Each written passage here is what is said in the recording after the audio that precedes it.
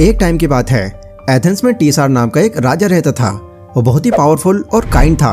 टीसार के विजडम के किस्से पूरे ग्रीक में मशहूर थे, बट दिक्कत उनके साथ ये थी कि वो दूसरों की बातों में बहुत ही आसानी से भरोसा कर लिया करते थे, क्योंकि कहीं ना कहीं वो अपने इमोशंस पर कंट्रोल नहीं कर पाते थे। इसीलिए उनके दरबार के मंत्रियों ने उनके इस बिहेवियर का बहुत फायदा उठाया। ऐसे ही एक दिन मंत्री और राजा के बीच में कुछ बातचीत चल रही थी और बातों बातों में मंत्री ने राजा को ऐसा मैनिपुलेट किया कि राजा को अपना सिंहासन और अपना राजकाज दोनों ही मंत्री के भाई को देने के लिए मजबूर कर दिया। और क्योंकि राजा का राज उनके भाई के पास आ गया तो ऑटोमेटिकली ही सारी वहां की सेना भी उनके कब्जे में आ गई। बात यह हुई थी कि मंत्री ने राजा को इनडायरेक्टली ये हिंट किया कि अगर उनके भाई को ये पोजीशन ना मिली तो रानी को वो कैसे भी करके ठिकाने लगा देंगे। एंड इस काम में उनके और भी बहुत सारे ऐसे लोग हैं जिनका तुम्हें अंदाजा भी नहीं है। अब क्योंकि वो ये सुनते ही हॉपलेस हो गए तो इसके अलावा उनको और कोई रास्ता ही नहीं दिखा। अगले दिन जब राजा को अपनी इस बेवकूफ़ी का एहसास हुआ तो वो वापस से राजमहल गए, बट मंत्री ने उनको वहां पर 1 मिनट भी बर्दाश्त नहीं किया और उनको मारने तक की धमकी दे दी। राजा जैसे तैसे करके वहां से बचकर निकल भागे। उन्होंने अपनी जान बचाने के लिए अपना रूप बदल लिया और आम लोगों की तरह उसी गांव में रहने लगे। राजा के पास अब सिर्फ 2 ही रास्ते बचे थे। पहला तो यही कि वो अपने किंगडम को इस गलत इंसान के हाथ में रहने दें, और दूसरा एक जंग करके वापस से उससे ये हासिल करें। वो अच्छी तरह जानते थे कि मंत्री का यह भाई किस आदत का है, इसीलिए वो किसी भी हाल में अपने किंगडम को खतरे में नहीं डाल सकते थे। लेकिन दिक्कत तो यही थी कि उनके पास जंग लड़ने के लिए कोई सेना ही नहीं थी। उन्होंने थोड़ा दिमाग लगाया और कुछ देर सोचने के बाद उनको एक काम का उपाय सूझा। उन्होंने सोचा कि क्यों ना मैं अपनी पहचान इन आम लोगों को बताऊं और इन्हें अपनी साइड कर लूं। ये मुझे इतना प्यार करते हैं कि मुझे पूरा यकीन है ये लोग जरूर जंग के लिए तैयार होंगे। पर राजा को यह भी पता था कि उनके किंगडम के लोग बहुत ही शांत स्वभाव के थे, इसीलिए उन्हें एक जंग के लिए तैयार करना लगभग नामुमकिन था। पर यह सोचकर उन्होंने अपना मोरल डाउन नहीं किया और एक चांस लेने का सोचा और डिसाइड कर ही लिया कि इन्हीं लोगों में वो अपनी एक अलग सेना बनाएंगे। उन्होंने फिर धीरे धीरे लोगों को अपने बारे में बताना शुरू कर दिया और लोग भी उनकी ये बातें सुनकर उनके साथ जुड़ते चले गए। लेकिन जिस लेवल पर वो थे, राजा को यह समझ आ गया था कि अगर अभी से इनको सिखाना शुरू करूंगा तो शायद उनको 3 से 5 साल लग जाएंगे एक मजबूत सिपाही बनने में। और नो डाउट ये एक बहुत ही लंबा टाइम था। उनको समझ ही नहीं आ रहा था कि वो क्या करें।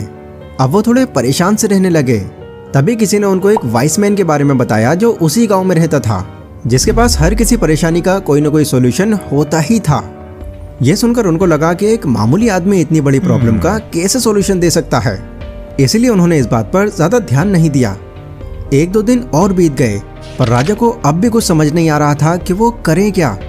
तब उन्होंने सोचा कि चलो एक बार तो उस वाइस मैन के पास जाकर देख ही लेता हूँ, क्या पता लोगों की बात सच हो।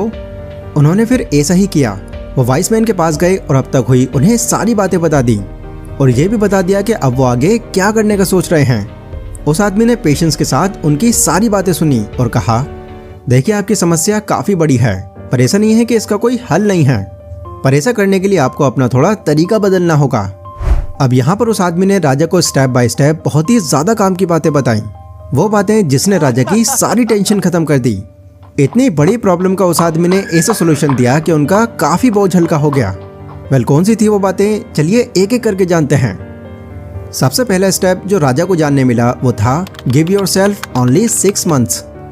उस आदमी ने राजा से कहा कि देखो, आप एक चीज पर गौर करना, आप किसी चीज को करने में खुद को जितना टाइम दोगे, आपको उस काम को करने में उतना ही टाइम लगेगा। मतलब अगर आप खुद को किसी काम को करने के लिए कम टाइम देते हो तो आपके अंदर एक फिक्र पैदा हो जाएगी और शायद आप उसको कम टाइम में पूरा भी कर दो। ठीक इसका उल्टा, आप जिस काम को ज्यादा टाइम देकर चलोगे वो खत्म भी फिर आपका देर से ही होगा। तो अगर आप ये सोच रहे हो कि आपको ये सेना तैयार करने में 3 से 5 साल लगने वाले हैं, तो यकीनन आपको उतना ही टाइम लगेगा और आपकी तैयारी भी फिर उसी हिसाब से होगी। इसीलिए बहुत ज्यादा टाइम किसी काम को देने से जरा बचो और ये सोचो कि कैसे ये काम आप अपना सिर्फ 6 महीने में खत्म कर सकते हो। राजा को उस आदमी की बातों पर शक होने लगा। उन्होंने सोचा कि यह आदमी कहीं मेरा पागल तो नहीं बना रहा।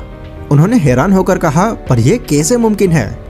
वो आदमी जान गया था कि राजा के मन में क्या चल रहा है। उसने राजा से बड़ी ही सीधी सी बात बोली, देखो, चांद छूने को कह रहा हूं मैं तुम्हें, एक बार हाथ तो आगे बढ़ाओ और कोशिश करके देखो। चांद अगर ना भी मिल पाया तो सितारे तो कम से कम हाथ लग ही जाएंगे। यहीं अगर आप सेना तैयार करने के लिए 6 महीने का टाइम खुद को देते हो तो शायद हो सकता है कि उस टाइम तक सारे लोग तैयार ना हो पाए, लेकिन आपकी तैयारी ऐसी होगी कि आपके लोग जंग करने के बारे में तब भी बहुत कुछ सीख चुके होंगे। देखो, वहाँ पर जंग सिखाने से ज़्यादा आपके लिए कुछ और ज़रूरी नहीं होना चाहिए। जब आप हर चीज़ से ध्यान हटाकर सिर्फ 6 महीने तक डीप इंटेंसिटी के साथ उस पर काम करोगे, तब आप देखना कि आप अपने इस गोल के बहुत करीब आ चुके होगे। दूसरा स्टेप जो राजा को जानने मिला वो था हैव अ बर्निंग डिजायर। ये बताने के बाद वो आदमी 5 मिनट के लिए अपने घर में चला जाता है और वहाँ से कुछ चीज़ें उठाकर लाता है। वो एक पानी से भरे जार में कुछ लोहे की पिंस डालकर उसे एक टेबल पर रखता है और राजा को एक चुंबक देकर यह कहता है कि ये चुंबक पानी में डालो और बिना हाथ लगाए उन सारी पिंस को बाहर निकाल कर दिखाओ। राजा उनकी बात मानकर वैसा ही करते हैं। वो चुंबक पानी में डालते हैं और पिंस को बाहर निकालने का ट्राई करते हैं, पर जितनी बार वो चुंबक पानी में डालते हैं उतनी ही बार वो रेसिस्टेंट की वजह से थोड़ी सी नीचे जाकर वापस आ जाती है। राजा ने बहुत कोशिश की लेकिन वो बिना छुए पिंस को पानी से बाहर निकाल ही नहीं पाए। अब राजा ने वो चुंबक दोबारा से ली और उसको पलट कर लगाया। इस तरह उस आदमी ने बहुत ही आसानी से पिंस को बिना हाथ लगाए पानी से बाहर निकाल दिया। उन्होंने फिर राजा को यह बताया कि देखो, हम इंसान बिल्कुल इस चुंबक की तरह होते हैं और जिंदगी के जितने भी गोल्स हैं वो इन पिंस की तरह हैं। हम हर दिन अपने गोल्स को पूरा करने के लिए खुद पर मेहनत तो बहुत करते हैं, पर जैसे ही कोई दिक्कत या फिर रुकावट रास्ते में आ जाती है तो हम पीछे हटने लग जाते हैं। कभी कभी ये रेसिस्टेंस बाहर से आता है तो कभी अंदर से, पर इसकी वजह से हम जितनी भी बार पीछे हटते हैं हम फिर वहीं से वापस चले आते हैं जहां से हमने शुरू किया था। इसीलिए जिस तरह मैंने चुंबक को पलटकर उसको एक सही रास्ता दिखाया, ठीक वैसे ही तुमको भी अलग अलग तरीके अपनाने हैं और खुद को लगातार पुश करना है। तुम्हें ये सेना बनाने का काम क्यों करना है, इसके पीछे बहुत बड़ी वजह है और ये बड़ी वजह ही यहाँ तुम्हारे लिए चुंबक का काम करेगी। ये वजह तुम्हारे अंदर एक आग लगा कर रखेगी कि कैसे भी करके तुमको ये काम बस पूरा करना है। तीसरा स्टेप जो राजा को जानने मिला वो था प्लान फॉर योर गोल। राजा उस आदमी से पूछते हैं कि मुझे अच्छे से पता है कि मुझे ये किंगडम क्यों वापस चाहिए, मेरे अंदर इसको लेकर आग भी है, इसीलिए तो मैं अपना किंगडम वापस लेने के लिए इतना सब कुछ कर रहा हूँ। पर जिन लोगों को लेकर मैं अपनी ये सेना बनाने के बारे में सोच रहा हूँ वो तो बेचारे, आपको पता है, बहुत ही साधारण से लोग हैं। वो इतनी जल्दी जंग के लिए कहाँ से तैयार हो जाएंगे।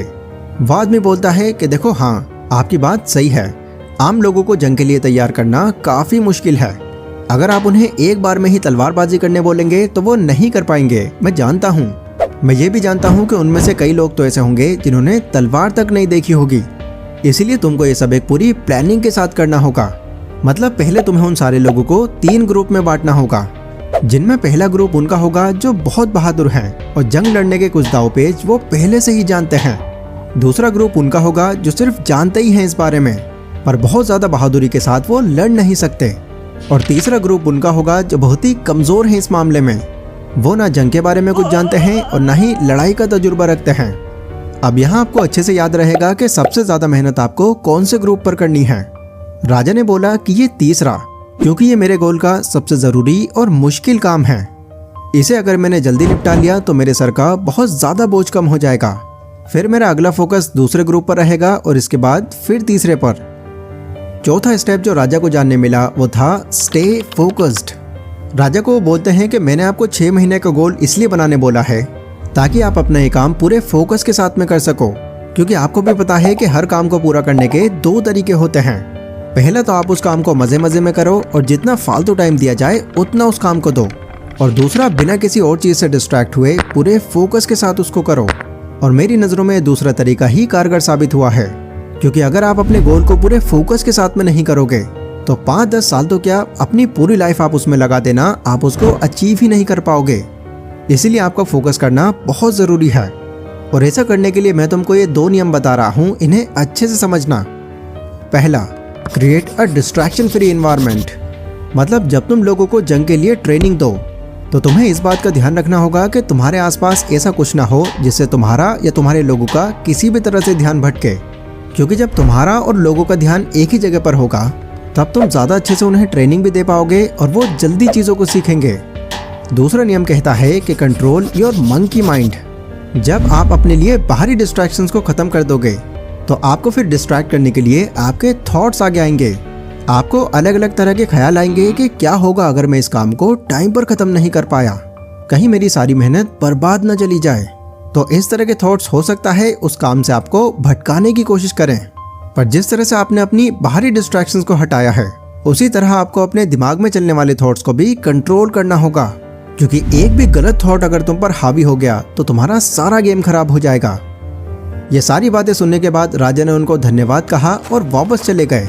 एंड जाकर उन्होंने जो जो सीखा वो सब अप्लाई किया, वही सब फॉर्मूले अपनाए, वही सारी स्ट्रेटजीज का इस्तेमाल किया और खुद को डिस्ट्रैक्शन से भी दूर रखा, जिसका नतीजा ये निकला कि बहुत ही कम टाइम में राजा ने अपनी पूरी सेना बनाकर खड़ी कर दी।